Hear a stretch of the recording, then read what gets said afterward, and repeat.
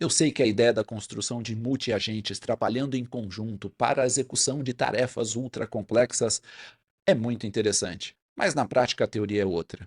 Nesse vídeo eu vou mostrar por que na maior parte das vezes os multi-agentes não funcionam e por que você deve evitá-los sempre que possível. Mas existirão situações em que o monoagente não dá conta do recado e você vai ter que apelar para uma estrutura de multi-agentes. Mas esta estrutura tem que ser simples e robusta. E você vai ver que as estruturas recomendadas não têm nada a ver com agentes trabalhando em paralelos ou como num enxame de agentes.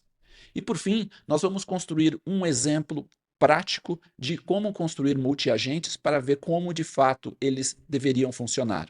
A thumbnail deste vídeo foi inspirado num artigo da Cognition, que construiu o Devin, que é um agente de programação, de desenvolvimento de software, e este artigo ele foi escrito recentemente e o título do artigo é Não construa multi-agentes. Né? E esse artigo é interessante porque ele aponta o fato de que os frameworks, né, para a construção de agentes têm sido muito desapontantes. E aí eles falam por que você deve evitar a construção de multi-agentes e o que você deve evitar e também como construir estruturas de multi-agentes que na prática nem são tão multi-agentes assim, que funcionam muito bem na prática. Né? E aí eles falam da questão que o que está por trás disso é engenharia de contexto. Os agentes não funcionam, os multiagentes não funcionam por um desafio de engenharia de contexto e é o que você deve resolver para conseguir fazer os multiagentes funcionar minimamente bem, mesmo que não sejam os multiagentes que a gente imaginava a princípio quando surgiram os primeiros frameworks de LLM. Tá? Então, essa ideia que vem desse artigo aqui do pessoal da Cognition e da Devin. Tá? Então, essa é a primeira ideia. Agora vamos fazer o seguinte. A partir do artigo aqui da Cognition e da Devin, o primeiro ponto que a gente tem que lembrar que é por que não funciona. Porque é um desafio de engenharia de contexto que a gente vai entrar em mais detalhes. Só para relembrar, o que é engenharia de contexto? Engenharia do contexto basicamente são as instruções, que é o prompt, a memória, que é basicamente o histórico da conversa, a grosso modo, e as ferramentas que o agente tem ao seu dispor. Então, engenharia de contexto é aquilo que você constrói, que passa para o agente, que é a mistura de instruções, a memória e ferramentas. É isso. Então, isso é engenharia de contexto e a engenharia tenta construir esses três elementos da melhor forma para otimizar o desempenho do agente. Tá?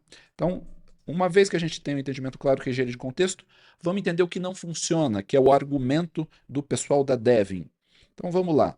O pessoal da Devin mostra aqui o seguinte: olha, o que certamente não vai funcionar, o que certamente não é confiável, não é robusto.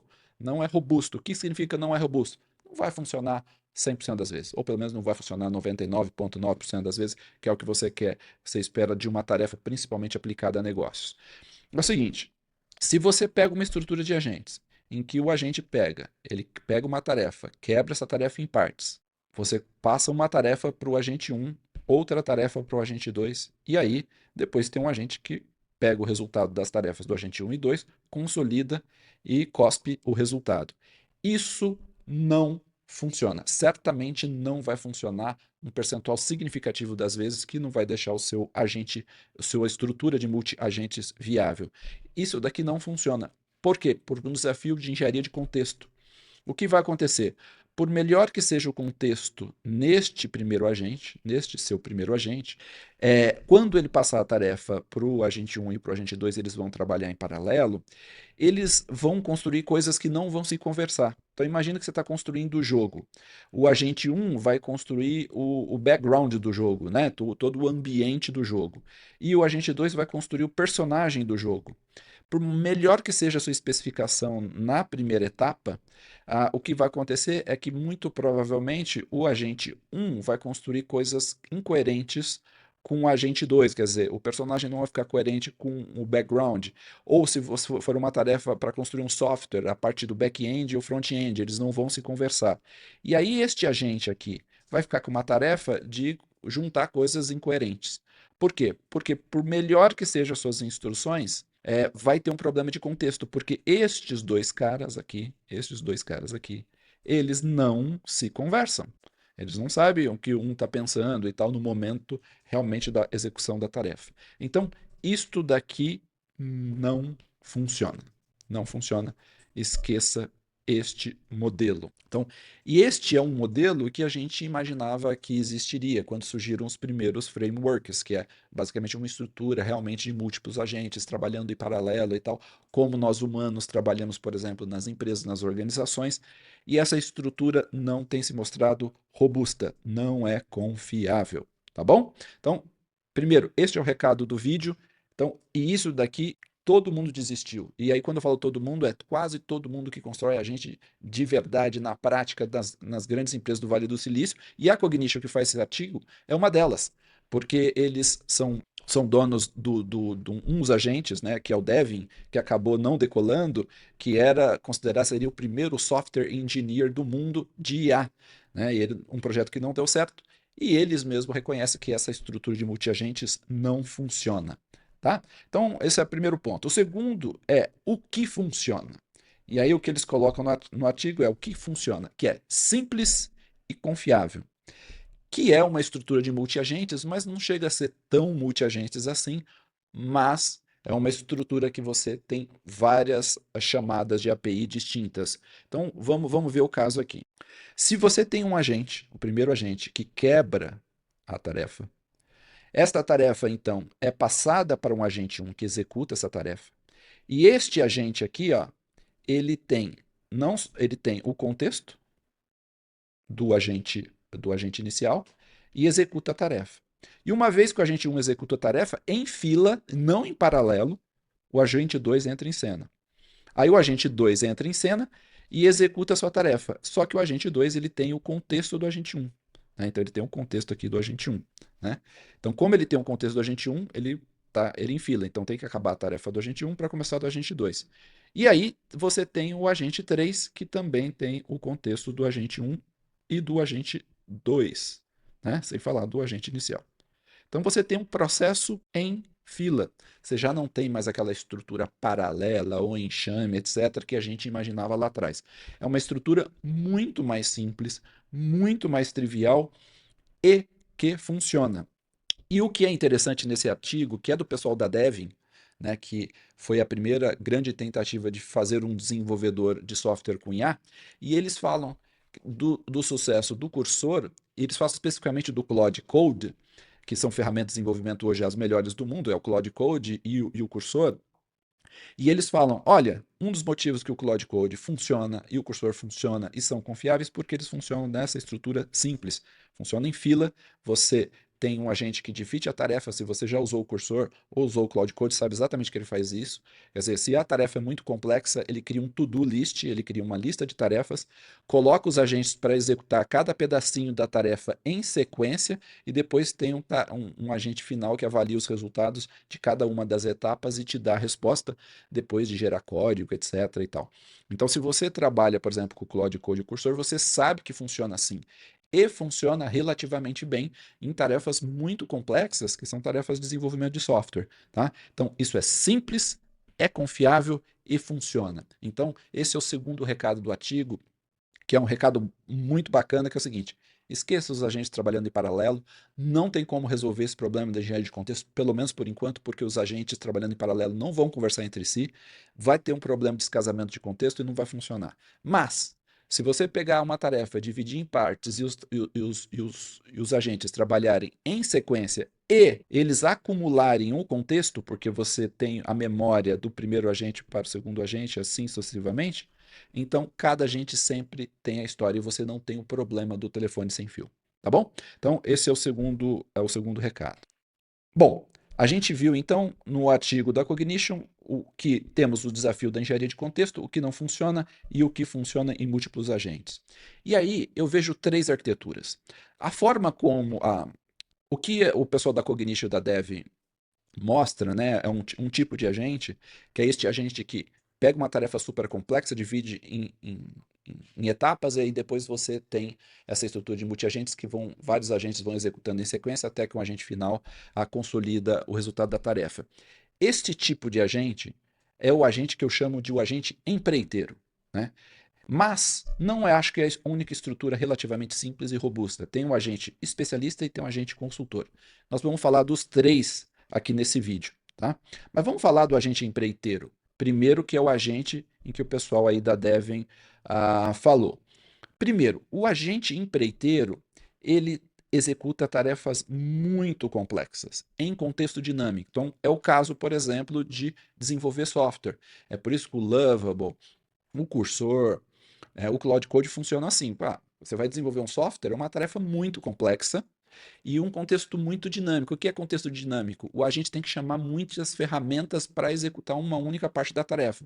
Ele tem que ler, às vezes, dezenas de arquivos, tem que chamar múltiplas ferramentas, depois executar fazer muitas mudanças de código ou criação de código. Então, tem, às vezes, dezenas de passos, né, que têm que ser executados pelo agente para executar a tarefa. Então, elas são complexas com muitos passos.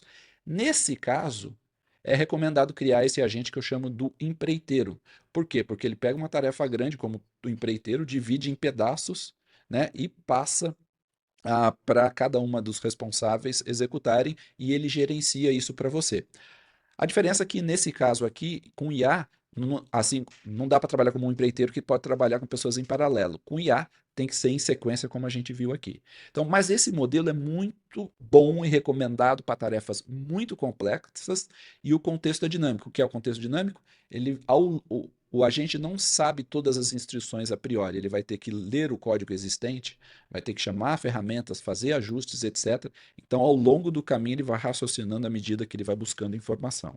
Segundo ponto é que, como você viu no artigo ali, é necessário compartilhar memória. Quer dizer, quando você divide em várias etapas, o agente 1 tem que compartilhar memória com o agente 2 e assim sucessivamente. É fundamental que você compartilhe memória. Se você olhar no cursor, por exemplo, cada agente, em cada uma das etapas subsequentes, sabe tudo o que foi executado até aquela etapa anterior. Então, ele entende o contexto, ele não fica perdido. Então, é necessário compartilhar memória. E esses agentes, pelo fato de serem muito complexos, né, para construir coisas muito complexas, eles demandam humano no loop, que é o caso dessas ferramentas de programação. Nenhum agente de IA, esse foi o grande fracasso do Devin. O Devin não deu certo porque a proposta do Devin era um engenheiro de software de IA que não precisaria de nenhum humano. Ele faria tudo sozinho e não deu certo por isso. Por quê? E o cursor deu certo. E o Cloud Code deu certo. Por quê? Porque tem um humano no loop. Por quê? Quando tem uma coisa muito complexa, mesmo nessa estrutura de multiagente simplificada, as coisas dão errado. Você vai falar, não é bem assim, tem que mudar, isso aqui deu um erro, deu problema, etc. Tem um humano e aí os agentes eles vão corrigindo ao longo do caminho. Então, nessa estrutura muito complexa, em que você vai trabalhar com essa estrutura de empreiteiro, você vai precisar do humano no loop. Então, não dá para construir agentes que executem tarefas que não tenha um humano também como um agente no loop, gerenciando o resultado destes agentes de IA. Tá? Então, não dá para construir, por exemplo, eu não construía um bot de atendimento para clientes que utilizasse essa estrutura. Não faz sentido, porque você quer que ele funcione de 100% das vezes e que o atendimento e que para o cliente final, usuário, por exemplo, no WhatsApp, seja transparente que é uma IA que está por trás, ou mesmo que ele saiba que é uma IA, ele não vai ficar gerenciando a IA ou corrigindo a IA. Isso não existe. Ela tem que funcionar para o usuário final. Então, esse tipo de modelo ele é muito bom para ferramentas de agentes, que é o caso dessas ferramentas de desenvolvimento de software. Então, se tem humano no loop, se precisa compartilhar memória, se tem tarefas muito complexas com contexto dinâmico, porque vai chamar muitas ferramentas para consultar informação ou para executar ações, é recomendado o modelo ou arquitetura de empreiteiro. Agora, esta arquitetura que o Devin coloca no artigo é uma arquitetura, obviamente, sugerida porque eles são desenvolvedores de uma ferramenta de desenvolvimento de software e faz sentido essa arquitetura para eles. Mas existem outras arquiteturas, que é o que eu vou colocar aqui para vocês, que também são interessantes para multiagentes. Uma delas é a do especialista. E esse modelo é um modelo relativamente simples e que funciona para boa parte dos casos. Ela é baseada no conceito de handoff. Então, um agente ele pode delegar a tarefa para outro agente, ou seja, ele executa um certo conjunto de tarefas conforme a sua instrução, e a depender se ele for demandado para executar algo fora do escopo dele, ele pode delegar esta tarefa para outro agente. Por isso que é um modelo especialista, é um modelo que entre especialistas. Se algo que foi demandado pelo IA, que não é especialista naquele assunto, ela delega para outra IA que é especialista naquele assunto. É um modelo de handoff, de passagem de bastão, de delegação, onde uma IA delega para outra IA, né? Onde o agente delega e utiliza uma ferramenta de delegação, que é basicamente você constrói uma ferramenta que o agente pode delegar para outro agente a depender da circunstância. Simples, e funciona para vários casos. A gente vai ver alguns exemplos interessantes em seguida. Bom, mas tem um detalhe. Quando você diz para um agente, olha, você trata de assuntos do financeiro. Para assuntos de recursos humanos, você tem que delegar para o especialista de recursos humanos. Utilize a ferramenta de delegação ou de transferência para o agente de recursos humanos XPTO. Quando você faz isso, você adiciona um desafio cognitivo. É desafiante para um agente não responder o que foi solicitado e delegar para outra agente, em vez de responder, é algo que tem um desafio cognitivo. Parece simples para um humano, mas não é tão simples para uma IA pela forma como ela foi treinada. A gente vai ver daqui a pouco. Então, o desafio cognitivo é muito alto. Então, assim, o modelo especialista ele é relativamente simples, que é um modelo de handoff, onde um agente pode delegar para outro agente, mas tem uma carga cognitiva, um desafio cognitivo, usa esforço do agente, não é qualquer agente, demanda modelos melhores para isso. Bom, e quando você tem que usar o modelo especialista? Bom, a primeira situação que você tem que usar um modelo especialista é quando você tem prompts muito grandes. Então imagina você que numa empresa você precisa ter o prompt para o financeiro, prompt para o RH, prompt para suprimentos de estoque, prompt para o marketing, você tem prompt para muito e você coloca tudo num agente só. Se os seus prompts, as instruções do seu prompt são muito grandes, às vezes você não tem outra solução devido à limitação da janela de contexto da IA, você tem que criar especialistas. Então, você vai ter que quebrar em prompts menores, mas para agentes especialistas. Então, tem situação que você tem que usar o modelo especialista porque o seu prompt seria muito grande para um agente só. Segunda situação, você precisa compartilhar memória. Um agente, por exemplo, começa o atendimento, ele atende o cliente, por exemplo, em assuntos do financeiro, mas de repente ele pergunta algo que somente o agente do RH pode responder. Aí ele delega para o agente do RH. Mas no momento que delega, é importante que o agente do RH entenda o contexto da conversa que o usuário teve com o agente do financeiro para ele entender o todo. Então precisa compartilhar memória também, que é o que a gente fez também no agente do agente empreiteiro. Então compartilhar memória continua sendo importante no agente especialista. E a outra coisa é, quando você vai construir tudo num monoagente, pode ser que esse monoagente precisa de 30, 40, 50 ferramentas, muitas ferramentas. E às vezes não é tanto pelo prompt, mas pela quantidade de ferramentas. E aí você sabe que um agente com muitas ferramentas, ele começa a não utilizar as ferramentas de maneira eficiente, ele tem problemas com isso. Então você precisa quebrar em vários agentes que utilizem ferramentas especializadas. Tem agente que vai utilizar ferramentas que outros agentes não vão utilizar. Então, você precisa prompts muito grandes que eventualmente têm que ser quebrados, ferramentas especializadas, você tem muitas quantidades que você possa especializar em agentes, e você precisa compartilhar memória entre os agentes, dá para usar o modelo especialista desde que você construa ferramentas para um agente delegar para outro agente. Isso não é de graça, tem desafio cognitivo, você só deve usar se for necessário. Não construa multi-agentes se não for estritamente necessário, que é o recado desse vídeo. Mas, às vezes é necessário construir essa estrutura de agentes especialistas. Bom, então, fizemos aqui, vimos a estrutura do agente especialista. Mas tem uma outra estrutura que é simples e pode ser útil em alguns casos, que é a estrutura de agente consultor. Eu chamo isso de estrutura de agente consultor. O agente consultor, ele é basicamente uma ferramenta de consulta.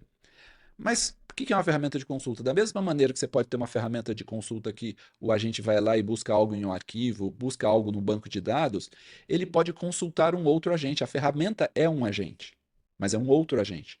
Então, o que você pode criar, por exemplo, como nós vamos criar aqui, um agente que dá você pode fazer perguntas para ele sobre suprimentos.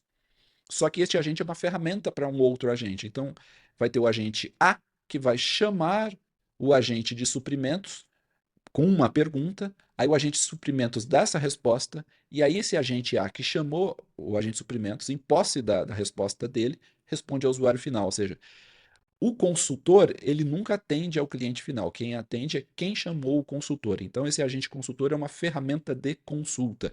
Ele não responde ao usuário. E quando utilizar este agente?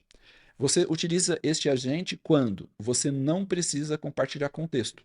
Por isso que ele é um consultor, ele não precisa ter todo o contexto da conversa, você não precisa compartilhar a conversa, ele só precisa ter uma pergunta bem formulada, ele recebeu essa pergunta, ele responde. Ele é um consultor, ele não precisa ter contexto.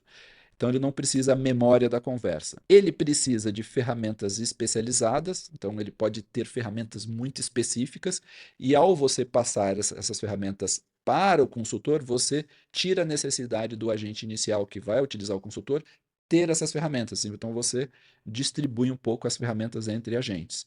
Ou quando o seu prompt está muito grande, ao colocar então, passar um pedaço do prompt, assim como você passa um pedaço das ferramentas para o agente consultor, você diminui o tamanho do seu agente principal, tá? Então, basicamente, o agente consultor é aquele que é acessado por um outro agente via uma ferramenta, ele não responde ao usuário, não precisa de contexto, e você, ao fazer isso, você pode passar um pedaço das ferramentas e do prompt para o agente consultor, tá?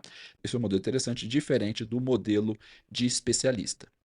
Bom, então vamos agora para o nosso exemplo, né? No nosso exemplo, nós vamos construir uma solução de atendimento multiagentes que vai ter um agente atendente, um especialista, né, em atendimento, que é o piloto. O que é o piloto? É aquele que começa o atendimento, a conversa com o usuário. Por isso que ele é o modelo piloto. Então, ele vai ser especialista em atendimento geral.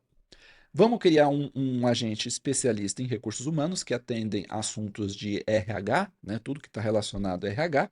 Vamos criar um outro agente especialista no financeiro, que atende assuntos do financeiro, e um agente consultor de suprimentos. E, por fim, um especialista em física. Fizemos aqui um especialista em física que vai trabalhar no modelo copiloto, ou seja, ele não vai atender o usuário diretamente, porque ele vai atender somente ao suporte, ou seja, nesse modelo a conversa já foi para o atendimento humano, mas existe um especialista em física, um copiloto, que ajuda no suporte humano, né? Que a gente vai ver como isso funciona. Então, temos aqui, então, o especialista atendente, piloto, especialista em recursos humanos, o financeiro, consultor de suprimentos, o especialista em física, copiloto. Então, este é o exemplo que a gente vai construir e testar agora.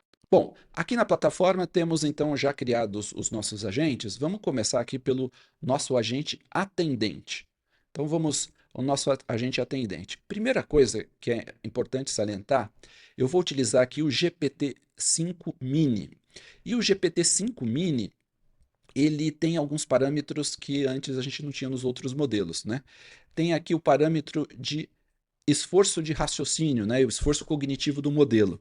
E você pode pôr no mínimo, baixo, médio e alto, como vocês podem ver aqui no parâmetro, né? E eu vou utilizar, para esse caso, o modelo GPT-5 Mini e com esforço médio. E eu sempre começo os testes utilizando o modelo mais barato e mais rápido e mais simples. Eu comecei os testes testando com o GPT-5 Nano, em todos os níveis de esforço cognitivo. E o Nano não dá conta do recado, mesmo em nível de raciocínio alto, ele não dá conta do recado. Então eu tive que ir para o GPT-5 Mini. Aí eu fui para o GPT-5 Mini, testei o esforço cognitivo mínimo e baixo, não funcionou. Ele só funciona 100% das vezes quando é o GPT-5 Mini no médio. Isso mostra que e isso corrobora aquilo que a gente já falou. Quando você constrói multi-agentes e coloca as ferramentas de delegação, isso demanda esforço cognitivo do seu agente. Por isso, ele vai ficar mais lento, e a gente vai ver isso no exemplo, ele fica relativamente lento, porque fica delegando para outro agente e demanda esforço. E para ele executar essa delegação com precisão e não responder alucinando, ele precisa ser um modelo muito bom. Então, Esse modelo multiagente você tem que usar somente quando necessário, porque ele vai demandar esforço cognitivo do seu agente, tá? Então, esse é o primeiro ponto. Vamos ver aqui o prompt do nosso atendente, né? Você é um assistente prestativo para a empresa Y, você apenas responde a perguntas gerais. Você não responde nada relacionado aos assuntos recursos humanos. Funcionários e folha de pagamento. Desculpe. Você não responde nada relacionado a assuntos recursos humanos, funcionários e folha de pagamento. Financeiro e contabilidade, suprimentos e estoque.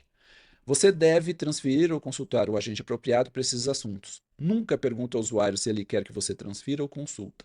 Nunca diga que você vai transferir ou está transferindo o usuário. Apenas transfira ou consulte o agente apropriado. Isso é importante. Porque, assim, se você não colocar essas instruções, o agente vai perguntar: olha, você quer que eu transfira para o financeiro para responder a sua pergunta, já que eu não posso responder? Você quer que eu transfira para o RH? Ele vai ficar perguntando para o usuário. Então você tem que dizer: é o seguinte, chame a ferramenta, não responda para o usuário, simplesmente faça a transferência. Porque senão ele vai deixar a conversa não fluida para o usuário final.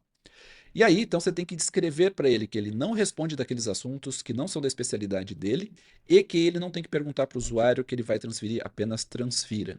E aí você dá as instruções específicas. Olha, questões relacionadas a recursos humanos, folha de pagamento a funcionários, utilize a ferramenta Transfer to Agent para transferir para o agente recursos humanos. Né?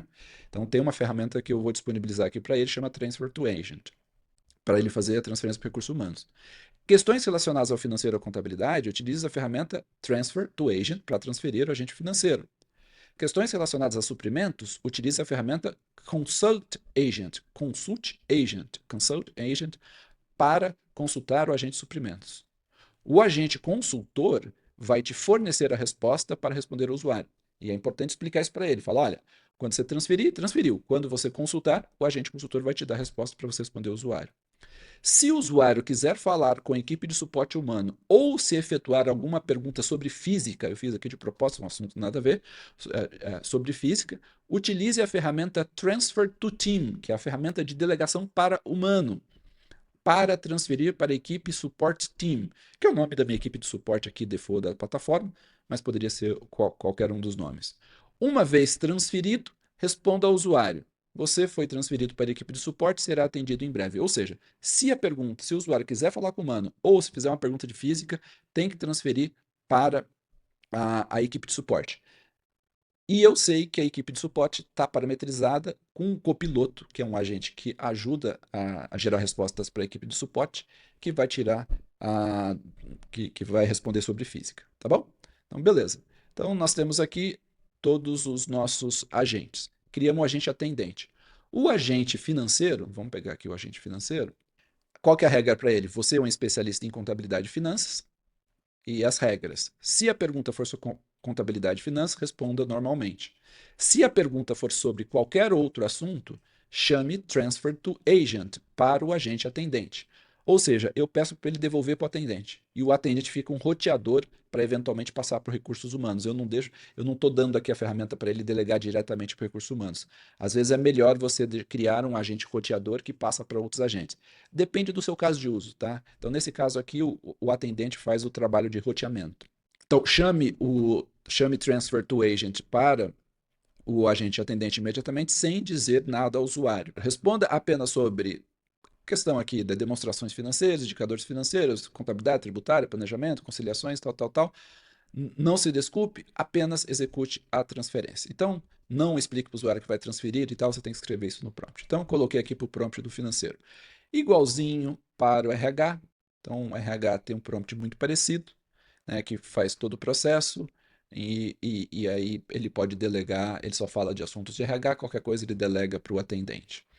O agente de suprimento é muito simples, porque você é um consultor sobre assuntos relacionados a suprimentos, ele não precisa ter ferramenta, porque ele é só chamado, ele só dá resposta, então ele não tem ferramenta.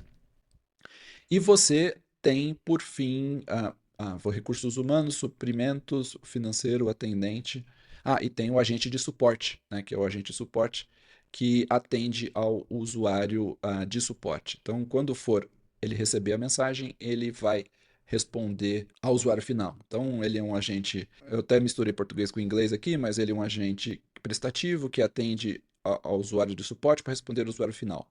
Quando a conversa for transferida para você, você receberá a seguinte mensagem do sistema: continue a conversa como um agente de suporte humano. Quando receber essa mensagem, continue a conversa naturalmente. Ou seja, ele é um agente genérico, copiloto para atender o usuário humano e vai responder perguntas de física ou quaisquer outras perguntas que forem perguntadas para o agente humano. Então, fizemos aqui os nossos múltiplos agentes. Então, eles estão feitos. Só para não esquecer, esses agentes têm ferramentas. Então, vamos aqui, ó. Então, vamos primeiramente para o agente atendente. Então, o agente atendente tem a ferramenta Consult Agent, Transfer to Agent, Transfer to Team, ou seja, para consultar um outro agente, que no caso vai ser o de suprimentos, para transferir para outro agente, que ele vai poder transferir para o financeiro, ou delegar para a equipe. O de recursos humanos também vai precisar da ferramenta Transfer to Agent, que ele vai usar para delegar de volta para o atendente. E o financeiro vai precisar da ferramenta Transfer to Agent, tá bom? Então, a gente tem esses agentes já equipados com as suas ferramentas de delegação, que são as ferramentas de handoff. Bom, uma vez que a gente parametrizou os nossos agentes, agora vamos testá-los. Então, vamos testá-los na prática. Eu vou testar aqui o nosso canal de atendimento multiagentes aqui na plataforma, porque vai ficar muito mais fácil de entender esse processo de delegação. Tá? Então, a primeira coisa que a gente vai fazer é o seguinte: vamos começar a conversa com o atendente, né, que ele é o piloto, ele vai ser o primeiro a nos atender, fazendo uma pergunta genérica. Qual é a capital da França? Eu vou fazer uma pergunta: qual é a capital da França? Essa pergunta foi para o atendente e o atendente vai me responder. Ele mesmo. Por quê? Porque lá no prompt eu falei: olha, perguntas genéricas você pode responder, fica à vontade. Você só não responde sobre financeiro, sobre RH, sobre suprimentos e sobre física que você tem que passar para o suporte humano. Então, se eu perguntei qual a capital da França, ele vai me responder. Agora, eu vou perguntar para ele: quanto os funcionários pagam de FGTS? Essa é uma pergunta de RH. Como o atendimento neste momento está com o atendente, a pergunta vai para o atendente, né? Como você pode ver aqui, a pergunta vai para o atendente, mas ele vai ter que delegar para o RH, o agente do RH, você pode ver que demora um pouco mais, e o agente do RH vai receber a delegação, entender o contexto e responder a pergunta quanto os funcionários pagam de FGTS. Você pode ver, só pela demora da resposta, você vê que tem demanda cognitiva maior.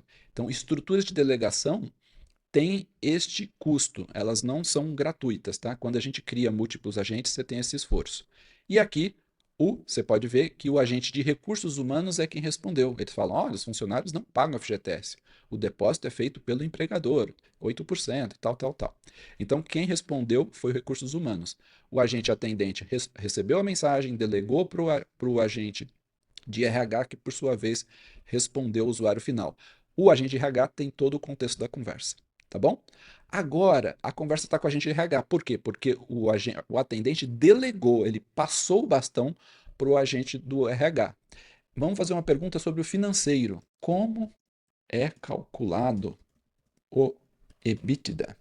Isso daqui é uma métrica financeira, tá? Então eu estou forçando aqui fazer uma pergunta do financeiro, que não é para o RH, a pergunta vai para o agente do RH, mas ele vai delegar para o financeiro.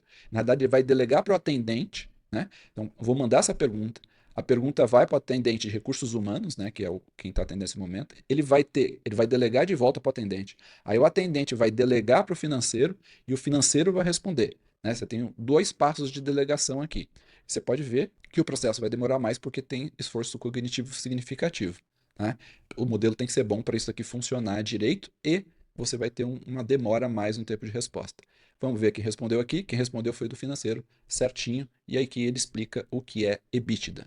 Agora eu vou fazer uma pergunta. A conversa está com o financeiro e vou fazer uma pergunta sobre o financeiro. Como é calculado o ROI?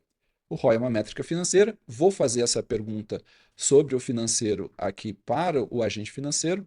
Ele vai responder como financeiro, né? Ele não precisa delegar para ninguém, né? Então ele vai responder aqui. A pergunta foi para o financeiro, ele vai responder, ele não vai precisar delegar para ninguém, então a resposta é mais rápida. Então aqui ele respondeu como é calculado o ROI. Então tá aqui, funcionou bonitinho como é calculado o ROI. Tá? Então tá tudo certo aqui. Bom, fizemos uma segunda pergunta para o financeiro. Agora vamos fazer uma pergunta sobre suprimentos. A conversa está com o financeiro e vou fazer uma pergunta sobre suprimentos. Resuma o que é cadeia de suprimentos em um parágrafo. Então, eu vou fazer uma pergunta, nesse momento a conversa está com o financeiro, eu vou perguntar para ele, resuma o que é a cadeia de suprimentos em um parágrafo, ele vai ter que delegar para o atendente que vai consultar, ele não vai delegar, o atendente vai consultar o agente de suprimentos. Então, essa pergunta aqui vai para o financeiro, que vai ter que delegar para o atendente, aí o atendente vai ver que vai ter que consultar o agente de suprimentos, ele vai consultar o agente de suprimentos vai responder de volta para o atendente. O atendente, então, vai devolver a resposta aqui para a gente.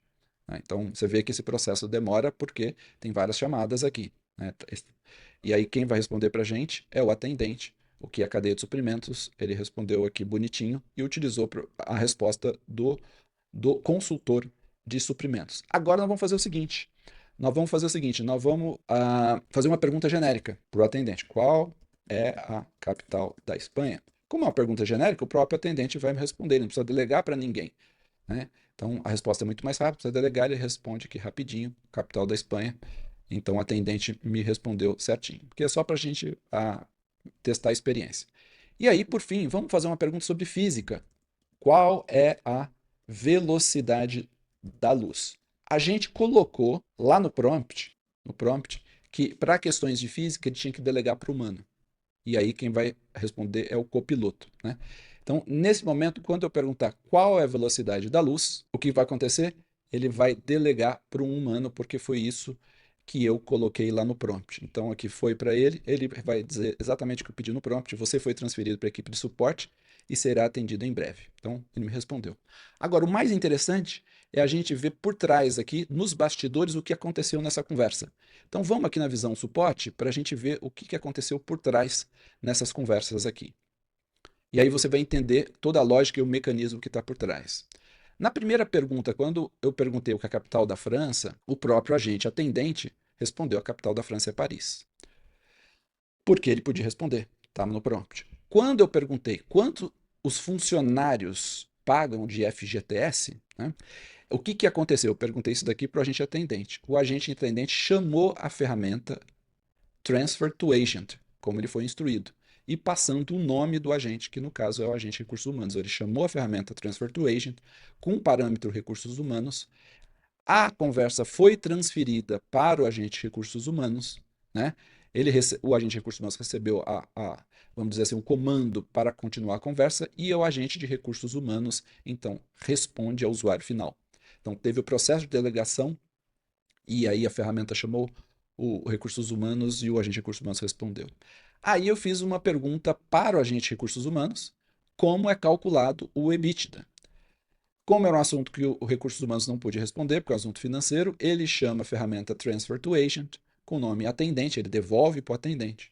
Aí o atendente, então, recebe esse comando, aí o atendente vê que ele mesmo não pode responder esse assunto financeiro, ele transfere, então, para o agente financeiro, ou seja, você vê que tem uma transferência dupla. Primeiro o agente RH chama o atendente, depois o agente do atendente chama o financeiro, aí o financeiro responde o que é EBITDA. Aí o agente financeiro responde EBITDA. Aí eu faço uma pergunta nesse momento para o agente financeiro que já está respondendo o assunto financeiro, a pergunta financeira, como é calculado o ROI, que é uma métrica financeira, o próprio agente financeiro responde corretamente. Ele não precisa transferir. Aí eu faço uma pergunta sobre suprimentos, resumo o que é a cadeia de suprimentos em um parágrafo. E essa pergunta é feita para o agente financeiro. O agente financeiro sabe que não pode responder, como foi instruído, chama a ferramenta transferir para um agente, parâmetro atendente. O atendente recebe, ele sabe que ele não pode responder, que ele precisa consultar um agente. Ele chama a ferramenta de consult agent, com parâmetro de suprimentos, passa a pergunta para o agente de suprimentos, você vê que é diferente, ele não transferiu, ele consultou, ele chamou a ferramenta de consulta, passa a pergunta de consulta para o agente de suprimentos, o agente de suprimentos responde de volta para o agente atendente com, com a resposta, né, do que é cadeia de suprimentos em um parágrafo. Em posse dessa resposta, o agente atendente é quem responde ao usuário, como deveria ser aqui, conforme as nossas instruções no nosso engenharia e contexto. Aí eu pergunto para ele o que é a capital da Espanha, que é uma pergunta genérica, o próprio agente atendente responde, capital da Espanha é Madrid. E aí, em seguida, eu pergunto o que é a velocidade da luz, que é uma pergunta de física que a gente instruiu que ele deveria transferir para o time de suporte. Quando eu faço a pergunta de física, ele chama a ferramenta Transfer to Team com um parâmetro Support Team e, então, agora teve uma delegação para o humano. Então, foi executada a ferramenta de transfer para o humano, ele avisa que foi delegado para o humano, tá bom?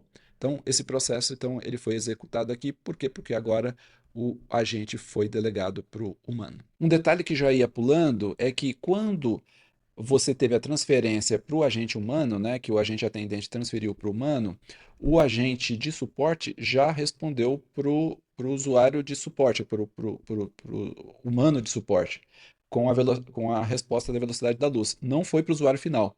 Né? Então, aqui o usuário de suporte ele pode, então, se gostar da resposta, pode pegar e responder para o usuário final. E se a gente for, então, aqui na visão do usuário final, ele vai receber somente do usuário de suporte, se o usuário de suporte gostar da mensagem do copiloto. Você viu os multi-agentes funcionando na prática e como eles podem ser implementados de forma simples e robusta, somente quando for necessário, obviamente. Espero que você tenha gostado do vídeo. Se gostou, deixe o seu like, se inscreva no canal e até o próximo vídeo.